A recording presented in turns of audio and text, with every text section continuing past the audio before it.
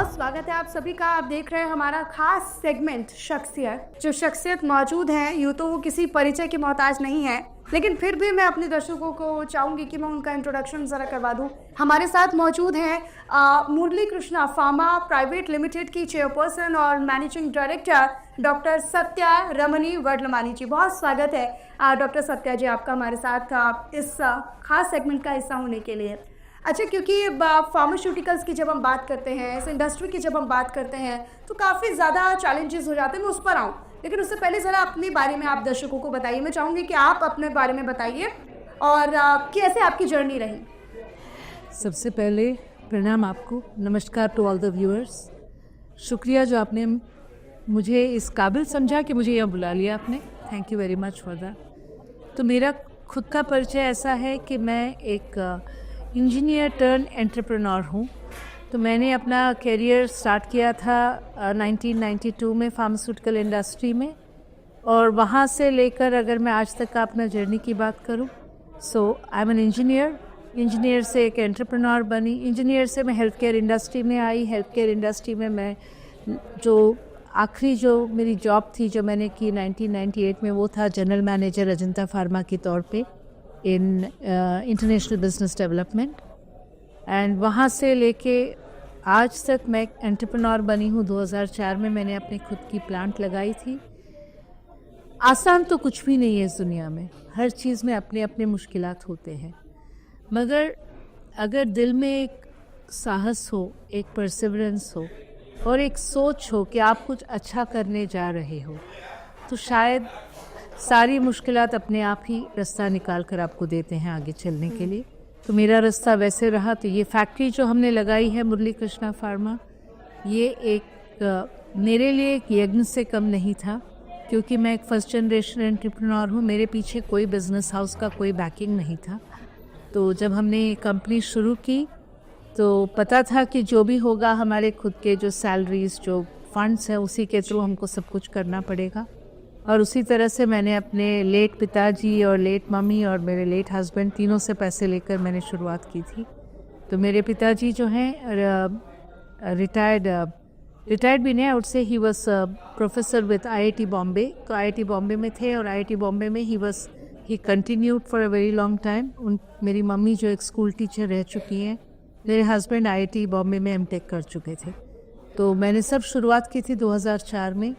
2004 से लेके आज तक की जर्नी में बहुत बार मैंने नीचे एक जगह से नीचे गिरी भी हूँ, वापस वहाँ से उठ के ऊपर गई भी। अच्छा, आप कुछ ब्रांड स्टोरीज के बारे में, इनोवेशंस के बारे में आप बता सकते हैं।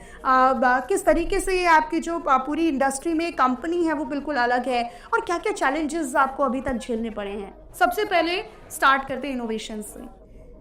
जब मैं इनोवेशंस की बात करूँगी तो पहले ही दिन जब हमने एक कंपनी शुरू की थी, हमने डिसाइड किया था कि हम सॉल्वेंट्स का इस्तेमाल नहीं करेंगे।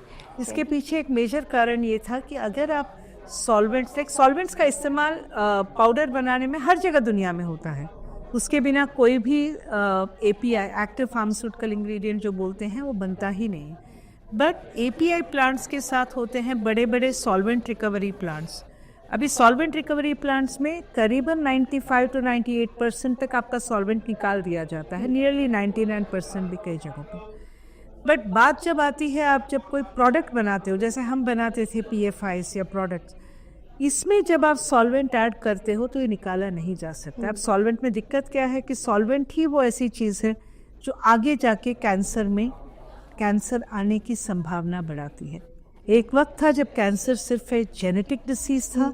आज के दिन के अंदर इट्स ऑल्सो एनवायरमेंटल आपके खाने पीने, आपके खाए हुए दवाइयाँ, इन सब की बदौलत भी आपको कैंसर आ सकता है। तो हमने डे 1 से डिसाइड किया कि हम सॉल्वेंट्स का इस्तेमाल नहीं करेंगे। अच्छा, सॉल्वेंट को आपको उसमें से माइनस कर देना, डिडक्ट कर देना, या फिर आप जो भी उसको अपनी साइंटिफिक लैंग्वेज में कहना चाहें, ये और उसके बाद अपना प्रोडक्ट बनाना, ये कितना चैलेंजिंग था? बहुत चैलेंजिंग है, क्योंकि मैं बात कर रही हूँ जैसे आप तेल आप पानी में मिलाते हो, तो आप क्या मिला सकते हो? नहीं मिला सकते। तेल को निकालने के लिए आपको किसी सॉल्वेंट की ज़रूरत पड़ती है, राइट? तो जैसे आप कुछ भी यूज़ कीजिए, नेल पॉलिश रिमूव करते हो तो नेल पॉलिश रिमूवर जिसमें अल्कोहल होता है। अभी हमको जो है ऐसे एक्सिपिएंट्स का इस्तेमाल करना पड़ा हमारे प्रोसेस में जो कि उस पुअरली सॉल्युबल प्रोडक्ट को एक सॉल्युबल प्रोडक्ट बना सके। तो वो एक बहुत ही चैलेंजिंग काम था, बट हमने उस चीज़ को बाकायदा एक सक्सेस के साथ कंप्लीट किया। तो आज हमारा प्लांट पूरा का पूरा सॉल्वेंट फ्री है। अच्छा, क्योंकि अब हमने देखा कि किस तरीके से बहुत सारी कंपनीज हैं जो फार्मास्यूटिकल इंडस्ट्री में और नए नए इनोवेशंस के साथ ही आती है। मैम, आप किस तरीके से उन चैलेंजेस से ओवरकम करके आई हैं, या फिर आप कैसे खुद को डिफरेंशिएट करती हैं बाकी कंपनीज के साथ? सबसे पहली बात है कि हम जो भी करते हैं, हम एक सॉल्वेंट की तो मैंने आपसे बात की, इसके अलावा भी 3-4 चीज़ें हैं। एक है कि आप कंप्लायंस पेशेंट्स में बढ़ाइए। कंप्लायंस का मतलब ये होता है कि आपको कोई दवाई दी जाती है तो क्या आप वो दवाई बाकायदा खाते हो। हाँ, इन्फेक्शन के लिए है तो आप ज़रूर लेते हो, क्योंकि आपको भी पता है उसके बिना आप ठीक नहीं होंगे। बट जैसे आपका एनीमिया है, जिसे WHO से लेके दुनिया भर में एक एंडेमिक के नाम से जाना गया। दुनिया एपिडेमिक को तो जानती है, एंडेमिक को जानती नहीं। India alone has more than 60% लोग एनीमिया से जूझ रहे हैं, जिसकी वजह से प्रॉब्लम इंक्रीज ही होता है, घटता नहीं।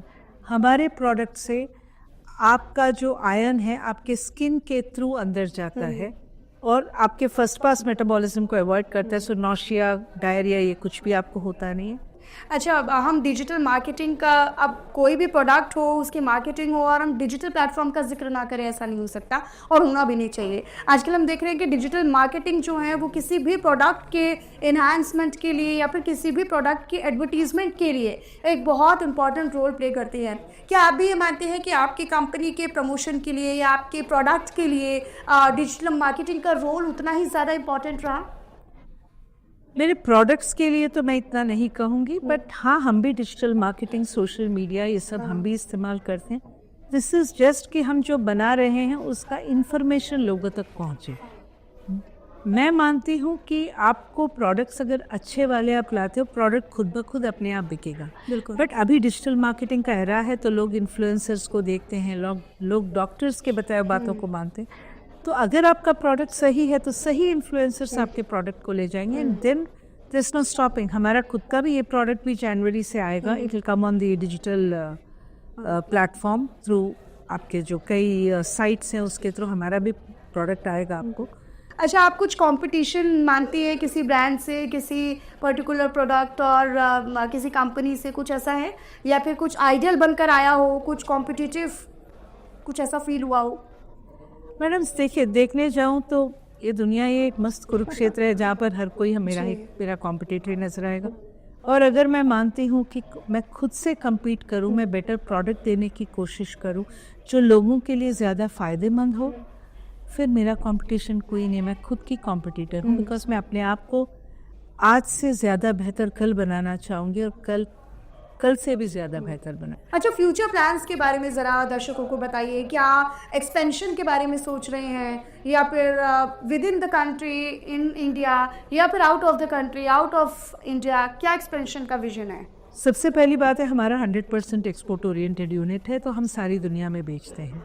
हमारा जो फैक्ट्री है यूरोपियन यूनियन अप्रूव्ड है, approved by MOH UAE, approved by Jordanian FDA। हमारे कुछ प्रोडक्ट्स रजिस्टर्ड हैं अफ्रीका में। तो मैं जो देख रही हूँ और कुछ अभी हम US में भी रजिस्टर करें, US में भी हमारे US FDA के साथ भी हमारे 7 प्रोडक्ट्स रजिस्टर्ड हैं। तो मैं ऐसा देख रही हूँ कि आने वाले सालों में मेरे कुछ प्रोडक्ट्स मैं इंडिया में भी देखना चाहती हूँ, क्योंकि at the end of the day मैं जो भी डेवलपमेंट करती हूँ, अगर वो मेरे लोगों के काम ना आए तो किस फ़ायदे का।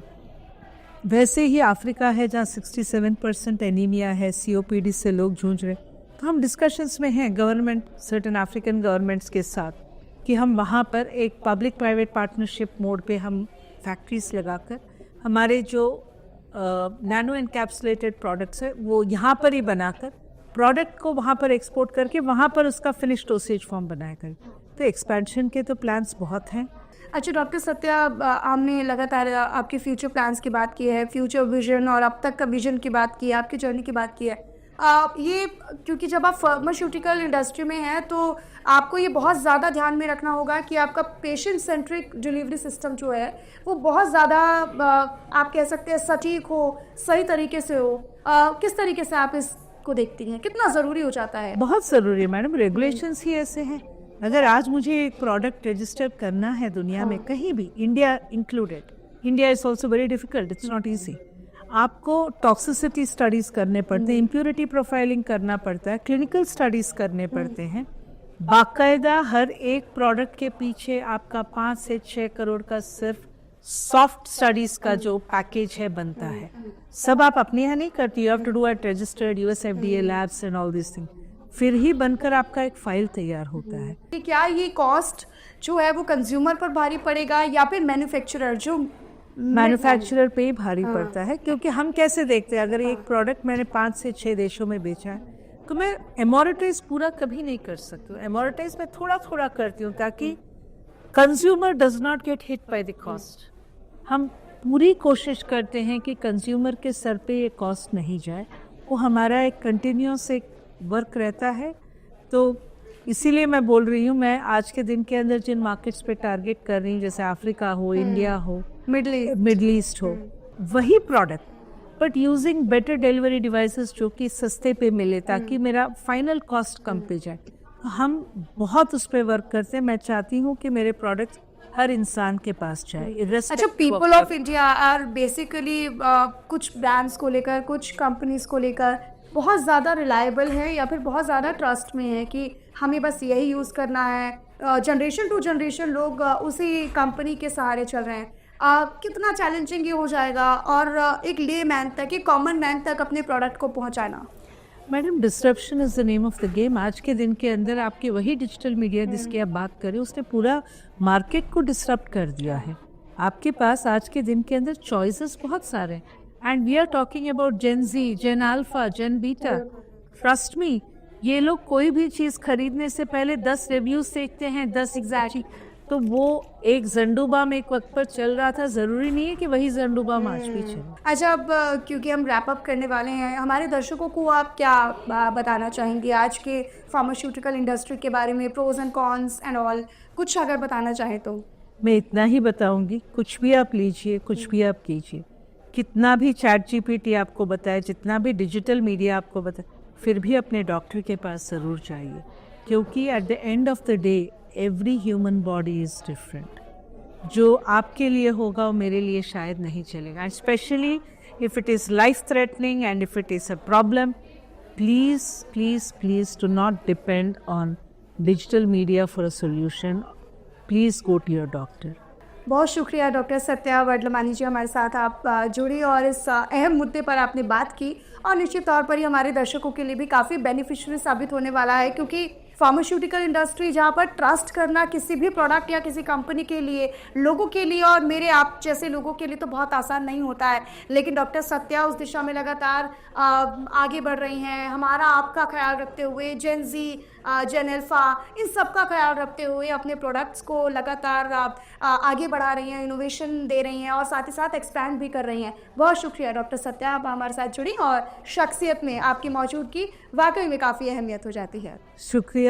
जय हिंद और जय महाराष्ट्र, क्योंकि महाराष्ट्र में मेरा फैक्ट्री है। मैं खुद आंध्रा की हूँ, बट महाराष्ट्र में मेरा फैक्ट्री। और एक चीज़ मैं आपको इसमें एक ही बात बताऊँगी, कोई भी दवाई, कोई भी इंडस्ट्री बनाए, जिस दिन वो दवाई आप अपने करीबी लोगों को दे सकते हो, जैसे मैं देती हूँ, मेरे प्रोडक्ट्स मेरी बहू लेती हैं, मेरे ग्रैंड डॉटर लेती, मेरी मदर लेती थी, तो जिस दिन मैं मेरे खास लोगों को मेरी चीज़ें दे सकूँ, उस दिन मैं अपने क्वालिटी का पूरा ध्यान रखती हूँ। ध्यान रखेंगे, और यही मुझे लगता है कि हर फार्मास्यूटिकल इंडस्ट्री में काम करने वाले प्रोफेशनल्स को सोचना भी चाहिए। बहुत शुक्रिया डॉक्टर सत्या, एक बार फिर से आपका। और शख्सियत में अगली बार मुलाकात होगी किसी और शख्स के साथ, किसी और सेलिब्रिटी के साथ या फिर किसी और शख्सियत के साथ। फिलहाल मेरे साथ बस इतना ही, बाकी तमाम खबरों के लिए आप रहिएगा न्यूज़ इंडिया के साथ।